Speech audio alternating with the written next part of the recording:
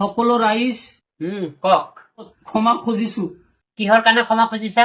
যেহেতু মই বহুত ডাঙৰ ভুল কৰিছো কি ডাঙৰ ভুল কাম কৰিছা এইটো ভুল হল গৰিমা গাৰ্গে বাইদেউক জালুকবাৰী সমষ্টিৰ পৰা নিৰ্বাচন খেলাৰ কথা কৈছিলো আচ্ছা গৰিমা বক মানে জালুকভাইৰ পৰা নিৰ্বাচন খেলিব কৈছিলা আৰে ভাই ভিডিঅ' এটা যেতিয়া কৰিছা তেতিয়া অলপ ভাবি চিন্তি কৰিব লাগে না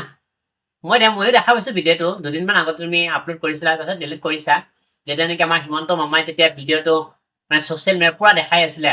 তুমিতো ভয় খাই গৈছা সেইকাৰণে তোমাক এটা কথা কওঁ যিকোনো ভিডিঅ' বনাবা অলপ ভাবি চিন্তি বনাব লাগে কাৰণ তোমালোকৰ কাৰণে আন জোনাক মানুহৰ আন মুলুবী মানুহৰ বদনাম হৈ আছে একমাত্ৰ তোমালোকৰ কাৰণে নেক্সট কোৱা ইনশাল্লাহ আপোনালোকে মোক ক্ষমা কৰি দিয়ক মই ৱাদা কৰিছো